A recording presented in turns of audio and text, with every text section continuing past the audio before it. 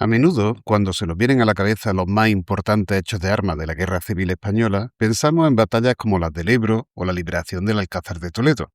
Sin embargo, algunos de los más famosos episodios del conflicto acontecieron en Andalucía. Famosos porque llegaron a atraer la atención de la prensa nacional e internacional, y ambos bandos, tanto nacionales como republicanos, pusieron todo su empeño en hacerse con la victoria.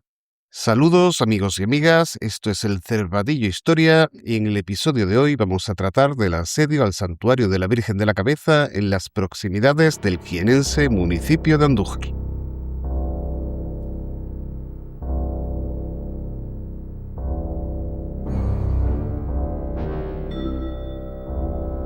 Como en otras ocasiones, me acompaña al micrófono la profesora Inmaculada Herencia, que además posee datos de primera mano sobre el tema, pues tiene una relación muy especial con dicho lugar. Buenas tardes, Inmaculada.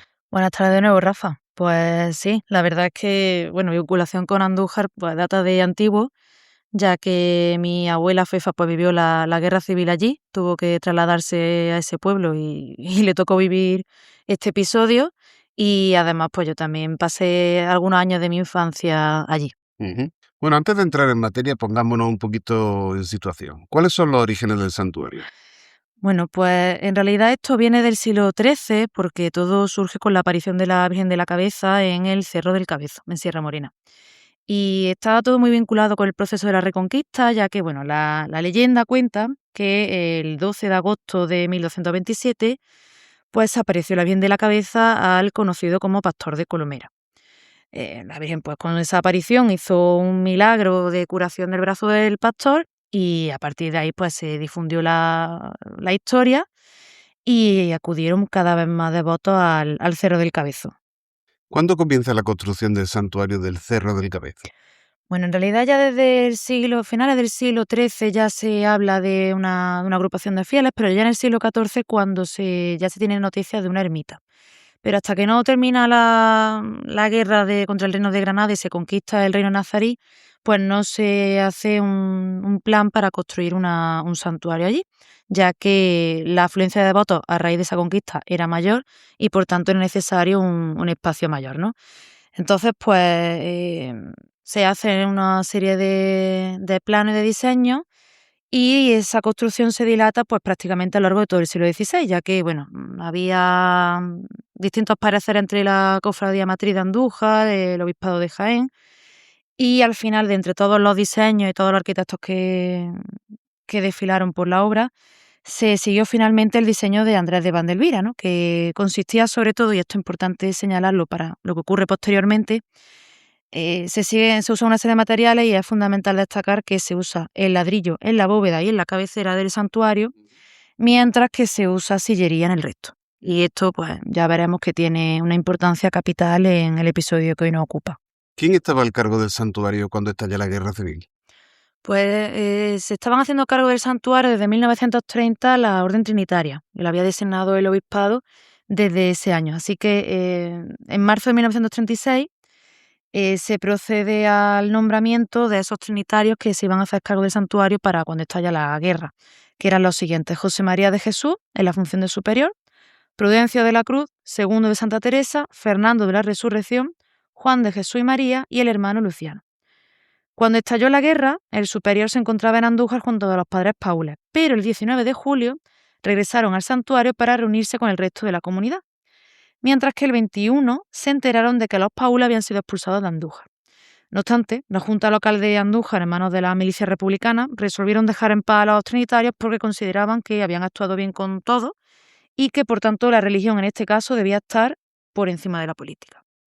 No obstante, poco duró la confianza puesta en los trinitarios, pues ya se sospechaba que el santuario pudiera ser el escondrijo de los sublevados del cuartel de la Guardia Civil del santuario. A pesar de las inspecciones que los trinitarios invitaron a realizar las milicias, a finales de julio del 36 se resolvió que la comunidad trinitaria abandonara el santuario y se trasladara a la casa que tenían en Andújar, ¿no? Los hechos se precipitan cuando se produce un bombardeo el 30 de julio por parte de la aviación franquista y, por tanto, los 6 trinitarios que estaban ya en Andújar, pues como represalia fueron trasladados a la cárcel del ayuntamiento de Andújar, ¿no? Y posteriormente serían fusilados los padres Prudencio y Segundo. Los 4 trinitarios restantes fueron trasladados a la cárcel de Jaén, donde decidieron instalarse ellos voluntariamente en el pabellón de los condenados a muerte para acompañarlos en ese trance. Estos 4 trinitarios fueron condenados a 20 años de trabajo forzado, pero tras un nuevo bombardeo por la aviación franquista, fue fusilado en las inmediaciones del cementerio de Mancha Real el padre Jesús y María. Estos trinitarios son conocidos como los mártires del santuario y fueron beatificados en 2007. ¿Fueron muy habituales los bombardeos sobre la localidad de Andújar durante la Guerra Civil? Pues la verdad es que sí, ya que Andújar era una localidad muy importante desde el punto de vista estratégico, ya que se encontraba cerca del frente y además está en la confluencia de caminos que conecta Córdoba y Sevilla con Madrid. Durante la guerra, de hecho, ambos bandos bombardearon la ciudad, para lo cual esta tuvo que prepararse de cara a proteger a los civiles. Se creó así una serie de refugios antiaéreos que no estaban conectados entre sí y que se han ido redescubriendo con el paso de los años. El que sí se conocía por parte de la población era el existente bajo la Corredera Capuchino, que es una de las avenidas más amplias de Andújar, y que algunos ancianos ya afirmaban que tenía entrada cerca de la Puerta de Madrid. Otros testimonios, sin embargo, pues los situaban o tenían otra entrada no muy lejos de la calle Pablillo, ¿no? Este refugio se redescubrió en el año 2014 cuando estaban haciendo obras de saneamiento y sacaron a la luz, en las excavaciones sacaron a la luz los túneles. Pero, sin embargo, uno de los más recientes en ver la luz fue descubierto durante la pandemia, cuando las obras de la conocida como Casa Rueda descubrieron una red de túneles que conectaba varias casas del casco antiguo de la localidad. Esta red no estaba conectada con el refugio de la Corredera Capuchino, sino que se situaba bajo los restos del antiguo castillo medieval de Andújar, por lo que no sabemos si fue un refugio construido expresamente para la guerra o se reaprovechó una estructura mucho más antigua. El episodio más importante de cara a los bombardeos tuvo lugar el 16 de abril de 1937, cuando Andújar sufrió el bombardeo más intenso de toda la guerra civil.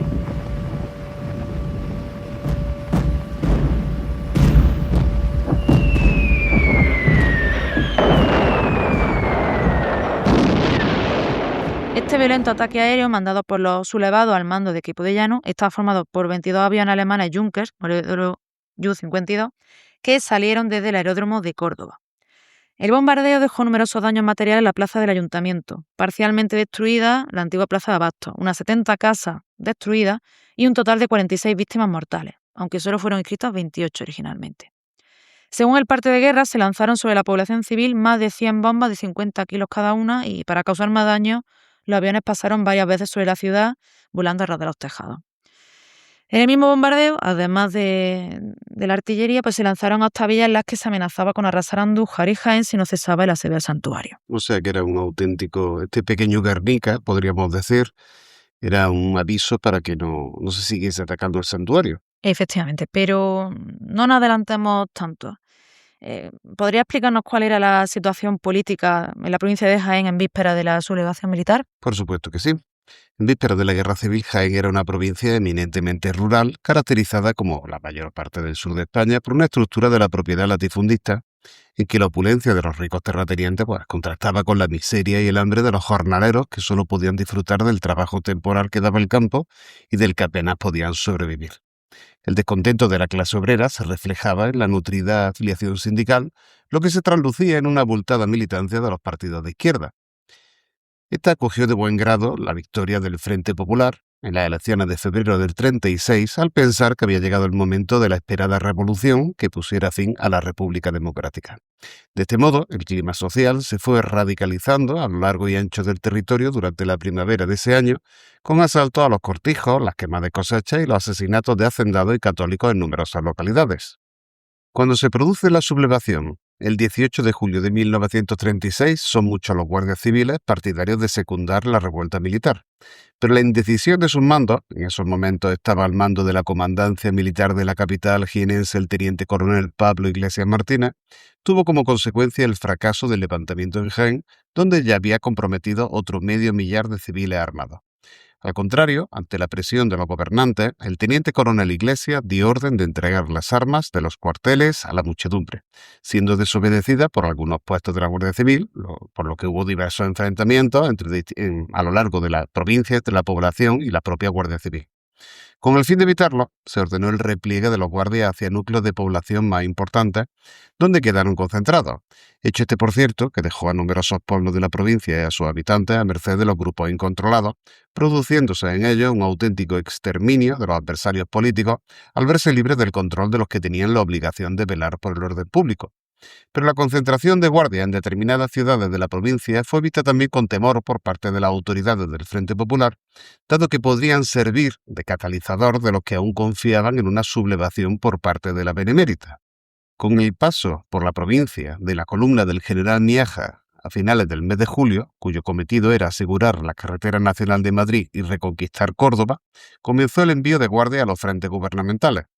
No obstante, y a pie de las circunstancias, los miembros de la Benemérita pusieron como condición trasladar a sus familiares junto a 40 guardias al mando del teniente Ruano al Palacio de Lugar Nuevo, un palacete para la realización de montería, que era propiedad de los marqueses de Cayo del Rey y que está ubicado junto al río Jándula, o estaba mejor dicho, ubicado junto al río Jándula, ya no existe hoy en día, y a escasos kilómetros del santuario de la Virgen de la Cabeza. Pero, ¿por qué empezaron los problemas?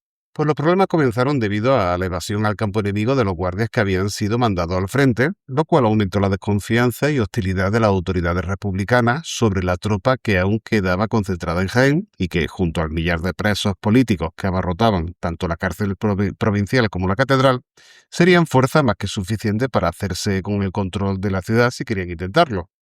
Para evitar este posible problema, se enviaron buena parte de los presos a cárceles más seguras, en lo que más tarde se llamó el Tren de la Muerte, ya que fueron fusilados en la estación del Tío Raimundo en Madrid.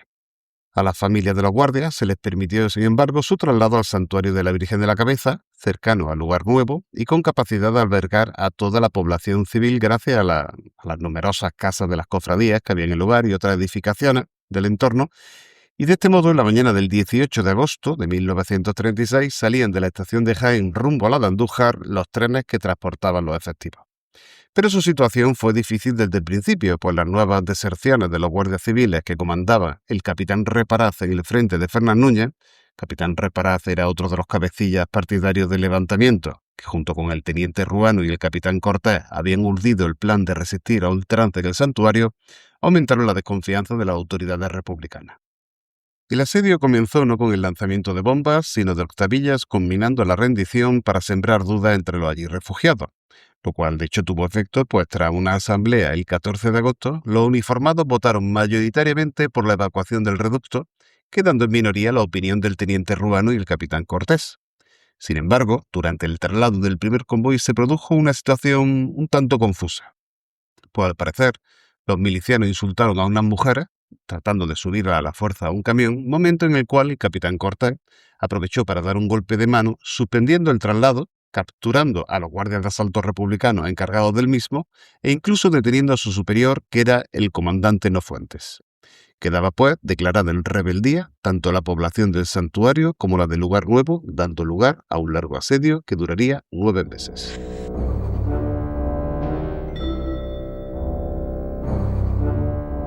Y bien, Rafa, ¿cuál era la situación del santuario al comienzo del asedio?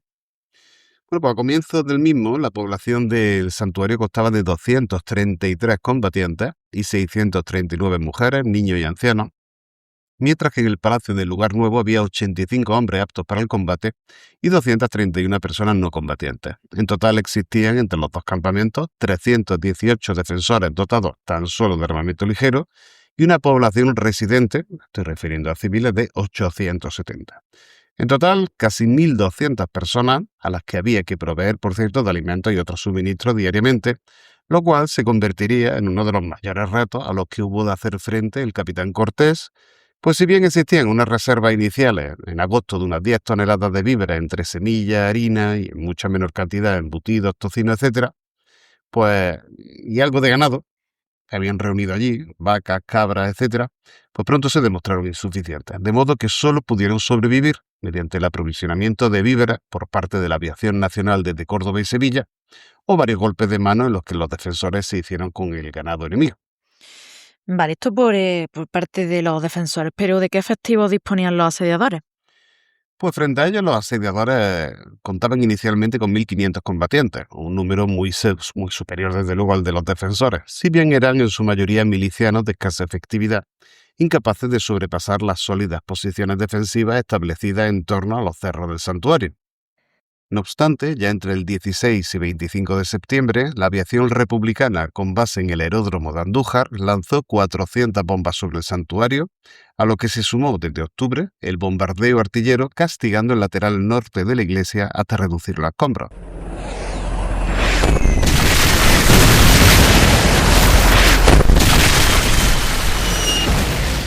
Para desesperación de los defensores, los bombardeos terminaron con el suministro eléctrico y por tanto con el funcionamiento de la radio, de modo que quedaron incomunicados con las fuerzas sublevadas que, además, tras la publicación de noticias falsas sobre la rendición del santuario en la prensa republicana, lo daban ya por perdido.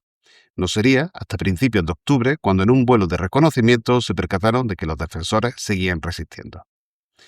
El 9 de octubre se produjo el primer aprovisionamiento aéreo de los asediados a cargo del laureado capitán Carlos de Haya, que a los mandos de su DC-2, apodado cariñosamente por las personas, me refiero, que estaban en el santuario, como el panadero, por carga que llevaba, inició una larga serie de misiones que sumaron 86 de un total de 121 por parte de la aviación nacional al final del asedio, siempre sometido al hostigamiento de la aviación y las defensas aéreas republicanas. Bien fuera Carlos de Haya u otros pilotos españoles, bien fueran los Junkers 52 de la Legión Cóndor o los Savoia 81 cedidos por la aviación legionaria italiana, el caso es que durante meses los sitiados recibieron gran cantidad de suministros, lo cual les posibilitó su supervivencia. Al principio, buena parte de los víveres y municiones terminaba desperdigada o cayendo al campo enemigo. No había mucha precisión, podemos decir.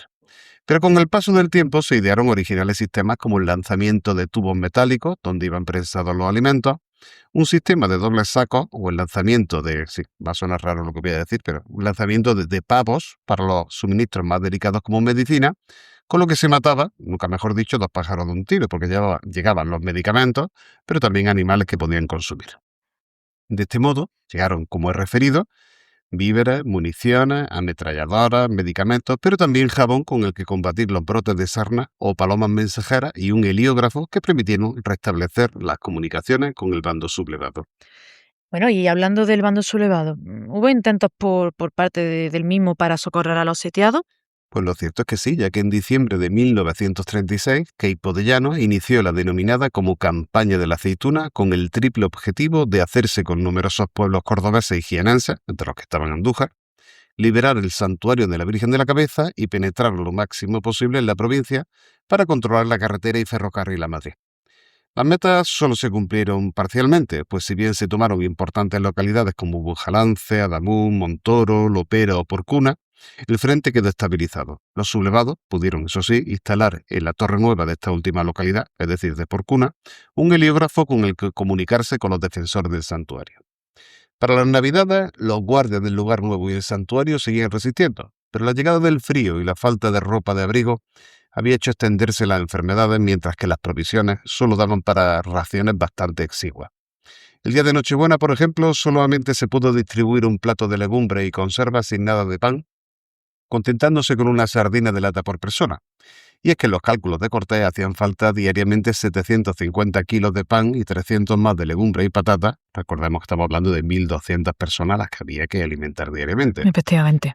Que eran cifras muy lejanas de lo que podía aportar el aprovisionamiento aéreo. Máxime cuando la aviación escaseaba por la necesidad de atender otros frentes bélicos.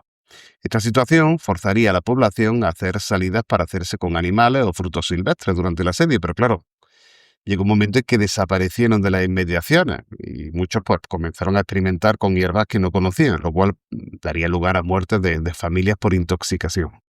Por lo demás, la situación militar durante este periodo podemos calificarla de relativa calma, pues si el bando nacional no había podido avanzar en sus ofensivas por falta de efectivos concentrados a final de año en el asalto sobre Madrid, los republicanos también hubieron de trasladar tropas para socorrer otros frentes, de modo que en enero de 1937 la tropa destacada en el asedio se componía tan solo de 2 capitanes, 4 tenientes, 8 suboficiales, 185 milicianos y un capitán con 240 guardias de asalto, a lo que hay que añadir solamente una batería de artillería.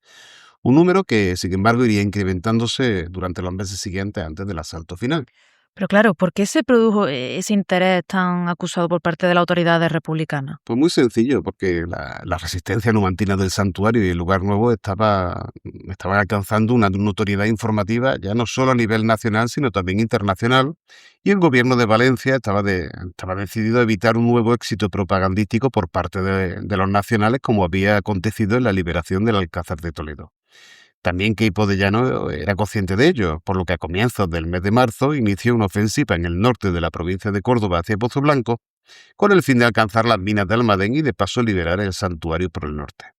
Mas cosechó un rotundo fracaso que no solamente elevó la moral de las tropas republicanas, sino que aceleraría todo el asalto final, porque además hay que referir que en otro frente más lejano, pues las tropas republicanas habían conseguido un éxito en la batalla de Guadalajara, un éxito defensivo, lo cual pues, había contribuido a elevar aún más la moral.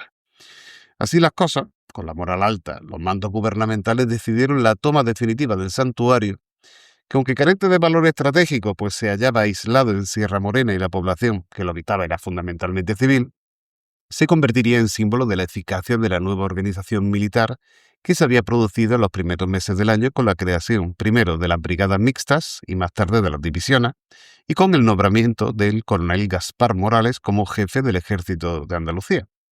Para ello, concentraron en las últimas semanas del asedio entre 8 y 10.000 soldados, armamento pesado e incluso una compañía de carros blindados T-26 soviéticos, posiblemente el mejor tanque de la Guerra Civil Española. Un tanque ligero para los estándares de la Segunda Guerra Mundial, pero que era un tanque superior a los Panzer I, Negrillo o a los Fiat Ansaldo que utilizaron los nacionales. Asimismo, para desmoralizar a los defensores, se instaló el denominado altavoz del frente. Ante él hablarían a los sitiados corresponsales extranjeros, poetas, artistas, comisarios políticos, evadidos y presos pidiendo la rendición de la posición, lo cual desde luego tuvo algún efecto, como se desprende de la deserción de algunos defensores del lugar nuevo, que se replegaron sin previo aviso ante lo difícil de su situación hacia el santuario en la noche del 12 de abril, aumentando las penalidades de sus defensores, que apenas ya contaban con que alimentar a la población del mismo. Efectivamente, además me gustaría hacer un inciso porque hubo personalidades de calado cubriendo la noticia desde el lado republicano. Desde periodistas como el soviético Ilya Ehrenburg y el norteamericano Richard Maurer del Chicago Daily News, hasta también la presencia del poeta Miguel Hernández, porque aunque siempre lo recordamos escribiendo poesía sobre la guerra y la posguerra, no se limitaba a publicarla, sino que también actuaba como corresponsal, lo cual demuestra, una vez más, que el asedio no era un episodio menor en la Guerra Civil Española, sino que revestía una gran importancia para la prensa internacional. Ahora bien, ¿qué ocurrió después? Bueno, pues a partir de entonces se precipitan los acontecimientos, pues aunque los asediados resisten varios asaltos entre el 17 y 19 de abril, dejando fuera de servicio a varios carros blindados enemigos merced a la actuación de la aviación nacional, pero también el arrojo de unos defensores que empleaban para ello botellas con gasolina, la situación era ya insostenible. El propio general Franco autoriza la rendición de la plaza y más tarde ordena la evacuación, aunque sin embargo, pues en este momento el capitán Cortés sorprendentemente se muestra reticente. Además, el líder del bando sublevado contacta con la Cruz Roja Internacional para que intercediera en la evacuación de las mujeres y los niños del santuario, garantizando sus vidas. Entre las condiciones propuestas por los defensores se encontraba que la población asediada fuera evacuada a la zona nacional en grupos de 40, no saliendo otro convoy hasta que el anterior hubiera llegado a su destino y lo hubiera comunicado por heliógrafo desde Porcuna. Pero estas condiciones no fueron aceptadas por el teniente coronel Cordón, que mandaba a las tropas republicanas, exigiendo que los evacuados fuesen llevados a su zona. El gobierno de Valencia fue aún más radical, pues el ministro Largo Caballero ordenó que no se admitiera ninguna evacuación si no iba precedida de la rendición incondicional de los combatientes. Al no aceptar las condiciones establecidas, quedaron rotas las negociaciones. No sería, sin embargo, el último intento. Como último recurso, el general Franco contactó de nuevo con la Cruz Roja para evacuar a las mujeres y niños del santuario. La nueva propuesta establecía que los evacuados permanecerían agrupados hasta que se concertara un canje de prisioneros con el gobierno de Valencia. Pero este último intento no llegó a realizarse, por lo que la población del santuario se preparó para el ataque definitivo que se produciría en la simbólica fecha del 1 de mayo. El fuego artillero que se inició a las 4:30 de la madrugada, vino seguido por la movilización de los tanques a las 6 de la mañana junto a todas las tropas disponibles que se lanzaron a un asalto frontal contra los sitiados, que poco pudieron hacer por mantener ya sus posiciones. El propio capitán Cortés fue gravemente herido y moriría poco tiempo después. El santuario había caído. Bien, ¿y qué pasó después? ¿Cuáles fueron las consecuencias del asedio? Bien, pues la primera y más obvia fue el gran número de bajas entre combatientes y civiles, pues tras la toma del santuario solo quedaban 42 defensores ilesos, habiendo caído buena parte de ellos, entre muertos y heridos graves, mientras que murieron 53 civiles y otros 13 fueron heridos. Los que quedaban entre los primeros fueron conducidos primero al antiguo cuartel que la Guardia Civil tenía en la plaza de Santa María de Andújar para ser posteriormente trasladados hasta el presidio de San Miguel de los Reyes en Valencia, donde permanecieron buena parte de ellos hasta su liberación por las fuerzas del general Aranda el 29 de marzo de 1939. La población civil fue llevada hasta el Viso del Marqués, en donde quedó alojada en un primer momento en el Palacio del Marqués de Santa Cruz, y pocos días después entre las familias de esta población, de las que recibieron, por cierto, un amable trato durante toda su estancia. La segunda consecuencia fue la destrucción patrimonial inmensa, pues el santuario fue reducido a escombros, lo que permitió que Franco lo adoptara como símbolo de la resistencia de sus tropas y de la victoria final. Por ello, al término de la contienda, se emprendió la reconstrucción del mismo por parte del recién creado Servicio Nacional de Regiones Devastadas, que culminó su labor en 1945. Esta restauración del santuario tenía una vocación nacional católica muy marcada, pues desde entonces la romería de la Virgen de la Cabeza tendría un doble sentido. El religioso, que llevaba ostentando ya desde el siglo XIII, a lo que se unía el recuerdo y la memoria de los sitiados que perecieron en su defensa, pues los alrededores del santuario siguen conservando placas donde se conmemora, por cierto, la campaña. Además, las fechas acompañaban, pues la romería se celebra siempre el último fin de semana de abril, mientras que la caída del santuario se produjo en los primeros días de mayo. Pero si hubo un hecho sumamente doloroso para la población de Andújar, fue la desaparición de la imagen original de la Virgen de la Cabeza, ¿verdad? Pues sí, y de hecho algo bastante doloroso todavía en Andújar. Hace muchos años, cuando yo vivía allí, yo, vamos, era pequeñita, las personas mayores afirmaban que la imagen fue escondida en algún punto desconocido del Cerro del Cabezo. Y supongo que todos albergaban cierta esperanza de que algún día pues, la imagen reapareciera, igual que lo hizo en el siglo XIII, ¿no? Sin embargo, a día de hoy se sigue venerando la réplica que se talló en la posguerra, que es la que actualmente corona el santuario. Lo cierto es que casi desde el principio del asedio hubo un plan para esconder la imagen y evitar cualquier profanación, aunque las mismas autoridades republicanas, cuando sellaron el santuario, consiguieron protegerla precisamente de cualquier ataque. Con los primeros bombardeos y la reducción del camarín a escombros, se hizo necesario un plan de contingencia en caso de extrema necesidad.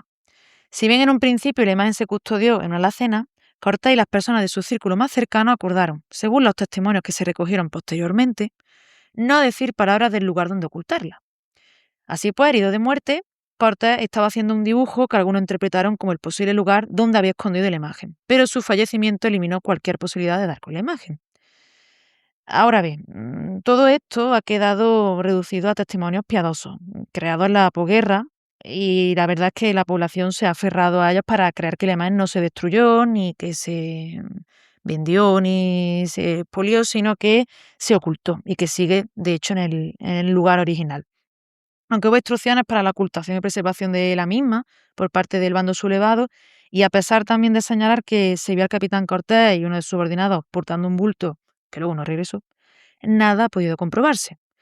De hecho, el guardián que estaba a cargo de esa alacena donde estaba la imagen, tras la caída del asedio, afirmó que cuando regresó a ese lugar, la alacena estaba rota a golpes y que había restos de hoguera junto a un manto que llevaba la Virgen en ese momento, ¿no?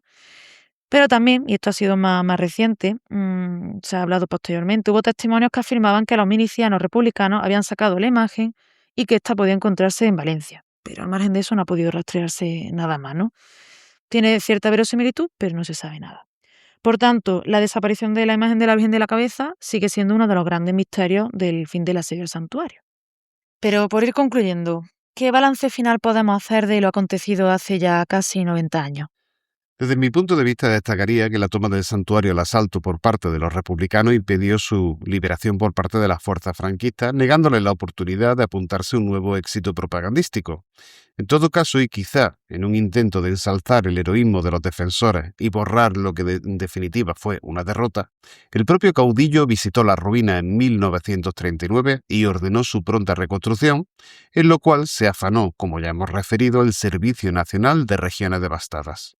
Hasta tal punto que las obras se concluyeron en 1945, 15 años antes de que lo hicieran las del Alcázar de Toledo.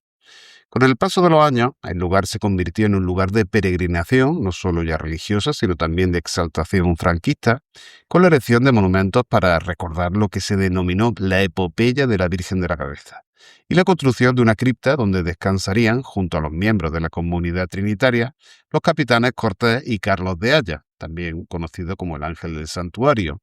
Incluso se creó un museo y desmantelado y se dejó una zona en ruinas para dejar constancia de los hechos que allí acontecieron. Hechos, por cierto, que se llevarían a la gran pantalla en 1947 con la película protagonizada por Alfredo Mayo y dirigida por Arturo Ruiz Castillo, titulada El Santuario no se rinde. Podemos concluir, pues, que se trató de uno de los hechos de armas más relevantes de la Guerra Civil en Andalucía, no tanto por la importancia estratégica del enclave, sino sobre todo por su fuerte simbolismo que llevó a ambos bandos a perseverar en sus intentos de toma o liberación. Teniendo en cuenta el resultado final, podemos hablar de un heroísmo un tanto estéril por parte de un capitán Cortés, que en la actualidad, por cierto, pone nombre a uno de los colegios de Andújar, que con su actitud provocó muchas muertes y padecimientos que bien pudieran haberse evitado. A mí la verdad, y esto desde el punto de vista personal, me llama mucho la atención la controversia que se genera a día de hoy en Andújar, la figura del capitán Cortés. Y de hecho, a poco que se rastre en internet sobre el particular, y sobre todo cuando se refiere a la desaparición de la imagen de la Virgen de la Cabeza, hay comentarios realmente encendidos, defendiendo a Cortés como el salvador de la imagen porque la había ocultado todavía a día de hoy. Y es que en Andújar, insisto, es un tema bastante sensible, y se da por buena la versión de que Cortés ocultó la imagen, a pesar de que en algunos congresos se ha desvelado testimonios como el del hijo de Cortés, afirmando que Cortés, el capitán Cortés, no escondió la imagen. Y cuando esto se afirma, los comentarios que se pueden ver en estos vídeos, hay muchos exabruptos, casi como si le desmontaran una verdad revelada. Y en realidad no se sabe nada a ciencia cierta. Es decir, que para la población de Andújar, Cortés sigue siendo un héroe, a pesar de, como ya hemos visto, todas las informaciones nos llevan a pensar que fue justo lo contrario, porque ¿cómo puede calificarse de héroe a alguien que desobedeció dos veces, no una, dos, las órdenes del mismísimo Franco para proceder a la evacuación de los civiles? Y fíjate, Rafa, además, si esto genera controversia, que a pesar de las leyes de memoria democrática que se han promulgado en los últimos años, todavía hoy ese colegio Capitán Cortés, y que además está en la mismísima plaza del Ayuntamiento de Andújar, conserva el nombre. Efectivamente, de todas maneras también pues, es cierto que la guerra civil es un tema que sigue abriendo heridas en nuestra sociedad española y creo que nadie puede sentirse muy orgulloso de lo que pasó realmente en el santuario. No fue una epopeya, fue más bien un enfrentamiento pues fratricida, ¿verdad? Que también pues nos encontramos por una parte un capitán Cortés que, como tú bien dices, pues demostró cierto fanatismo, pero por otra parte también nos encontramos unas autoridades republicanas bombardeando a la población civil que, bueno, sabemos que había muchísima población civil, era la gran mayoría. La gran mayoría eran civiles, claro. ¿Verdad? Así que podemos decir que todo forma parte pues, de este hecho tan desgraciado que fue la guerra civil, ¿no crees? Sí, efectivamente. Pues muchas gracias, Inmaculada, que ha sido un verdadero placer tenerte aquí como siempre, tratando en esta ocasión un tema tan interesante como este del asedio al santuario de la Virgen de la Cabeza de Andújar, una hermosa localidad con la que, como ya he referido antes, tienes una relación especial. Gracias una vez más, Rafa, por hacerme un hueco en este espacio y permitirme hablar de un lugar tan especial como has dicho tú. Para mí como es Andújar y además con un episodio tan señero en su historia. Pues esto es todo por hoy, mis queridos oyentes del Cervatillo. Espero que el programa haya sido de vuestro interés y hayáis disfrutado como yo de este ameno rato de charla. Y si ese ha sido el caso, no olvidéis suscribiros y darle un like. Si queréis dejar cualquier comentario o hacer una petición, podéis hacerlo siempre que queráis escribiendo al correo elcervatillodemedinaazahara@gmail.com. Nos oímos pronto en un nuevo episodio y entre tanto recuerden, sapere aude.